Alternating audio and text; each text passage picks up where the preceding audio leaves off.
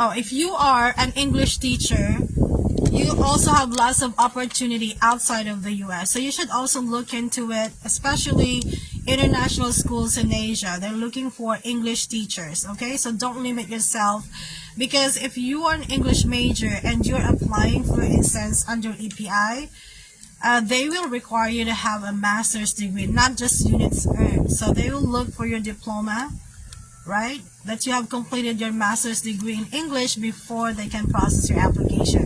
But other visa sponsors are not requiring master's degree for English teachers.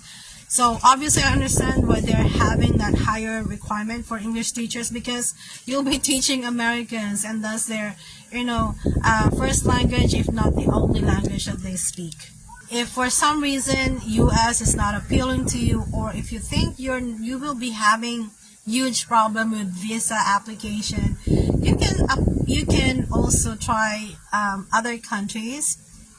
Even if they're not US, sometimes you will be paid more because of the extra perks.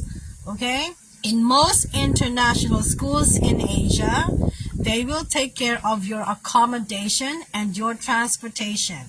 Okay, those things, they are never ever present in US schools. They don't take care of those things. You have to look for your own apartment. You pay for your own apartment. Obviously, you get your own car. So in most Asian countries, international schools in Asian countries, they cover the cost of your accommodation. Either they provide it, the actual apartment, or they will give you housing allowance. Okay, another thing, in Asian countries, international schools in Asian countries, they will take care of your daily transportation from work to the school and back to work. Either they will give you a transportation allowance, or they will provide a service. So if you will think about it, in the end, it might be better option for you to teach in international schools in Asia. Okay, so hopefully at least one of the applications that I sent will end up being successful. Okay, so yeah, so I will pray for everyone too who are currently trying their luck. Okay, but preparation is key. And check Asia. Okay, Vietnam, Malaysia, Singapore, China. Okay, they hire lots of teachers in China. Thailand, Indonesia. But guys, you want to focus, you want to apply in the legit international schools, if you get what I mean. Like in the Philippines, the Brent International Schools, or International School of Manila. Not this, there are so many like schools in the Philippines, calling themselves international schools, but they're small, not really. So you want to target the big international schools, Lagos, Brent. Again, Ma'am Vanessa, H1b spouse is not allowed to work in the US. So, but if you're going to the US on J1 visa, your J2, meaning your spouse or children, they are allowed to work. But if your visa is H1b, your spouse, your dependents, their visa is called H4, they are not allowed to work. Now, if your visa is J1 and you're interested to know about J2 work or employment information, I already have a video in my YouTube channel. Okay? So right now, the status quo is that H4 visa holders or the dependents of H1b are not allowed to work. I'm sorry about that. When are they allowed to work? Okay? Because it's not a forever thing. So if you're H1b and you are already in the process of getting your green card, okay? Your green card. Your H4, your dependents can already start requesting for EAD. So once they have their EAD, then they can start looking for a job. Okay? Again, not until the H1B has started the application for green card.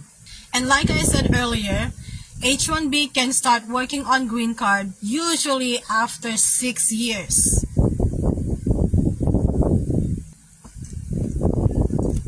Okay guys, so again, for J1 visa, medical exam is not required. Before you go to the US, you'll have your TB test and drug test in the US. Okay? Next, H1B requires a rigorous medical examination before you can apply. H1B also requires IELTS or TOEFL. J1 does not require English tests. If you have problems with, medical, you have medical issues, then your option is J1 visa. May maintenance po ako sa okay, no. So, this is the thing. If you're applying on J1 visa, there is no medical requirement. No, there's no medical certificate that you need to turn in. But for H1B, medical exam is required. It's also extensive. So for the US J1 visa, if you're applying for J1 visa, medical exam is not required before going to the US. It's not a requirement for you to qualify. But once you are in the US, there are some tests that you need to do. Again, you should already be in the US to do this. It's TB test, drug test. Those two. Okay, so I worked with a friend was diabetic. Okay, she was injecting insulin. Was it? It's fine. Again, that's J1 visa. H1B has a more rigorous requirement when it comes to medical exam. What else? If you have issues with if you have problems with turning in some proof of ties, you think you won't be able to provide that, which is required in J1, then go for H1B. If there is no reason for you, for instance, to stay in the US for good, like it's not within your plans to, be an American citizen, J1 is a good visa, okay? So that your spouse can work. So therefore, if there's two of you working, then you are earning more. And then for J1 visa, you have to prove that you are not going to overstay in the US. So, but if you apply on H1B visa, there's no requirement about, home ties. You don't have to prove that you're not going to overstay because obviously on H1B visa, the natural progression is for you to apply for a green card. So, yeah, because, guys, if you are on the approved stage, what does it mean? If you're on the approved stage, it means that you are eligible, that they can start, pushing your application to employers. Okay? So, but they will be doing the interview first. It means if you're on the approved stage, okay, you have your diploma, they already confirmed that they're all, authentic, that your school is accredited to give the program that you completed. So that's what it means to be in the approved stage. Because some people would not even have the approved stage. Their application will not be approved. And also it's important to know that the hiring process really in US schools start around January. Okay? It's January. So if you're already on the approved stage at this point, you can relax a little bit. If you still have some documents that you need to complete, start working on them. Okay? So at least as early as now, you know that you are eligible to apply. Okay, and then prepare for your interviews because you will have at least 3 interviews total. At least 3 interviews, okay?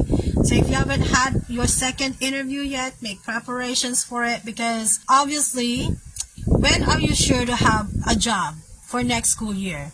Okay, when you're done with your interview with the employer, meaning the principal or the employer from the district, anyone from the district, they will give you a job offer, then you're sure that you have a job in the US by next school year. Okay, so you want to do really well on your interviews because that's the only way for them to get to know you as a teacher and see if you are the right fit for their school. Because even if you already have, they can schedule your principal interview If your interview with the principal did not go well, if there's enough time, EPI will continue to look for a match for you. But if they're running out of time, they will tell you, okay, maybe you can try again next year.